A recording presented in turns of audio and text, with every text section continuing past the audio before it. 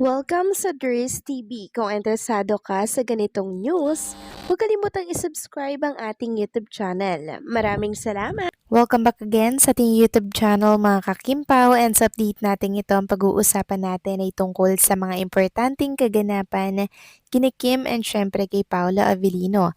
So ang pag-uusapan natin sa update na to mga kakimpaw ay ang tungkol nga po sa first time ginawa ni Chinita Princess. So naglabas po siya mga kakimpaw ng kanyang saloobin.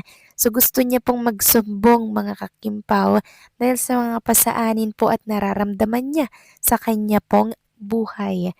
Yan mamaya ang tatalakayin natin. Pero bago po ang lahat, maraming salamat sa inyong patuloy na pag-support at pagsubaybay sa mga daily update natin. Kaya naman bilang pasasalamat, narito pang isang napili kong komento patungkol ito sa naging previous update. Mula po ito kay Ginang Nenita, sabi niya dito, Kim Pao is a whole world lovers.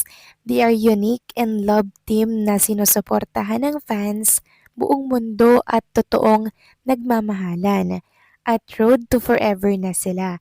Kahit ano ang batikos gawin ng mga bashers, wala nang epekto pa sa Kim Pao. Hinog na sila sa mga experience nila sa love and career nila. Stable na sila at nasa saktong edad na sila. They are built strongly and wala nang bashers pa na makakatibag sa kanila. They are old enough. Ang napakaswerte na love team dahil hindi nagmatter sa ages ang kanilang mga Kimpaw fans.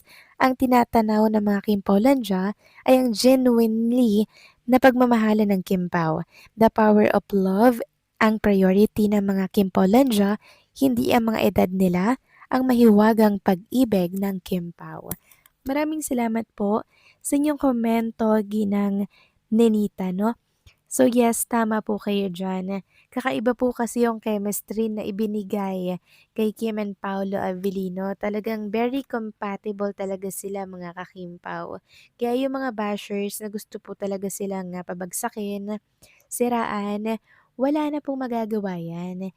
Kasi napaka tibay at tatag po ng mga pagmamahal at suporta nating ibinibigay sa kanilang tambalan. 'Di ba? Kaya kahit anong pagsira at pagyurak nila sa pagkatao ng dalawa, hindi na po yan masisira. Kung bagay, pinatibay na po sila ng panahon. For 20 years nila sa showbiz industry, sobrang tatag na po niyan mga kakimpaw. Pero syempre, wag nating kalilimutan na tao din sila, nasasaktan din sila sa mga sinasabi ng mga bashers. Pero marunong silang makipaglaro, marunong po silang sumabay sa agos. Kaya hindi sila masyadong apektado. So maraming salamat po sa inyong komento, Ginang Nenita. God bless po sa inyo at mabuhay kayo. So eto na nga pag-usapan na natin mga balita po na nakalap natin sa update na to at unahin na nga nating pag-usapan. Ito po nga picture na binahagi po ni Chinita Princess sa kanyang Instagram story 21 hours ago na. So hindi natin to nakita kahapon kaya ngayon lang natin to na-update. Kung yung mapapansin, grabe, sobrang dami palang tao talagang umatan dito sa ASAP XP, dyan po sa Sydney, Australia. Talagang hindi po pala mahulugan ng karayo mga kakimpaw. Tingnan nyo naman no, punong-puno.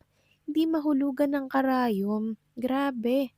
Sobrang tindi naman ng mga Kimpaw fans at ng iba pang mga kababayan natin dito po sa Sydney. Talagang mainit po silang tinanggap, mga kakimpaw. Nakakatuwa lang, di ba? Na-imagine ko tuloy na ganito rin. Pag si Kim and Paula Avellino lang din yung nag-perform, ganito at ganito lang din po mga kakimpaw. Ang suporta, sobrang tindi, no? Kaya congratulations sa matagumpay na event Kim and Paolo at sa Asa family. Samantalang talakayin naman natin ang tungkol naman dito mga kakimpaw sa picture na nasa screen po ninyo. So kapansin-pansin dyan mga kakimpaw na talaga namang todo alalay si Paula Avellino. So parang nakita ko na yung eksenang ito eh. Parang ganito po yung alam niyo yun, yung pagsayaw pag ikinakasal. Sabi tuloy ng isang netizen sa X na para bang may hagdang grabe naman yan. Nakaalalay, but kidding aside, ang taas din kasi nung heels niya. Pero I love it. Very consistent talaga si Paolo sa pag-alalay at pag-iingat sa kanya. Yes, never naman pong nagbago si Paula Avellino mga kakimpaw sa pag-iingat, sa pagpapahalaga at sa caring na binibigay niya kay Chinita Princess. Since day one, ganyan na po siya until now and nakakatuwa lang dahil na tagpuan na ni Kim, no, yung kanyang tunay na pag-ibig. Samantalang talakay naman natin ang tungkol dito sa video po na ibinahagi ni Chinita Princess sa kanyang Instagram story. So mukhang may lakad po si Kim and Paula Avellino today. Nasa Sydney, Australia pa rin po sila mga kakimpaw. And nakita nga natin diyan na naka-stocking po ng block si Chinita Princess, tapos parang naka-boots po siya. Yung sapatos na matigas 'no, basta yung balat mga kakimpaw. Tapos naka-skirt po siya ng stripe dito. So mukhang meron pong date or gala na naman si Kim and Paolo. Talagang nag-e-explore na naman po sila and dumaan na naman sila dito sa harbor po. Sydney Harbor mga kakimpaw, grabe 'no. Tapos nakita nga natin na meron itong napakinggan natin na merong song dito mga kakimpaw at nakalagay po yung lyrics dito po sa video na 'to na pini-play ni Chinita Princess. So sabi sa lyrics, "Minsan gusto kong magsumbong sa'yo kapag pagod na ako, tama pa bang init Tama pa bang init ng yakap mo daw mga kakimpaw ang hinahanap ko?" So, diyan pa lang masasabi natin na ito po yung nararamdaman ni Kim Chu.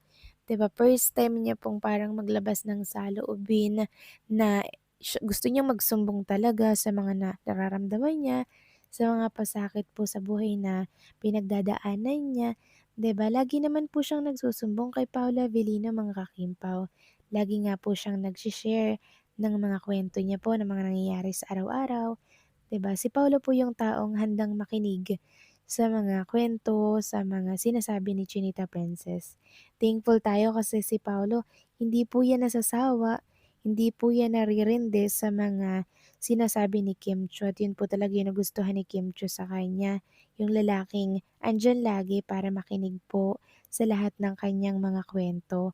O 'di ba mga kakimpaw, very compatible talaga sila. Kasi parang pakiramdam natin bini-baby talaga ng husto si Chinita Princess ni Paolo. Finally, natagpuan na din po ni Kim yung lalaking para po sa kanya, no?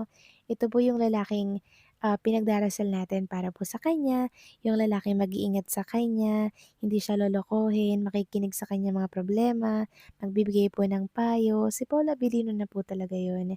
And ipag-pray din natin na sana ay makabuo na po sila ng pamilya once na sila po ay makasal. 'Di ba, yan po yung ating gusto. Kaya Kim and Paolo, enjoy nyo lang ang buhay nyo dyan sa Sydney, Australia or kung saan man lugar pa ang pupuntahan nyo, enjoy lang and 'wag niyong stressin ang inyong mga sarili 'no. Kalimutan ang problema, iwanan sa Pilipinas at enjoyin ang moment na kayong dalawa yung magkasama diyan. Deserve niyo ang maging masaya at ang magkaroon ng ultimate happiness.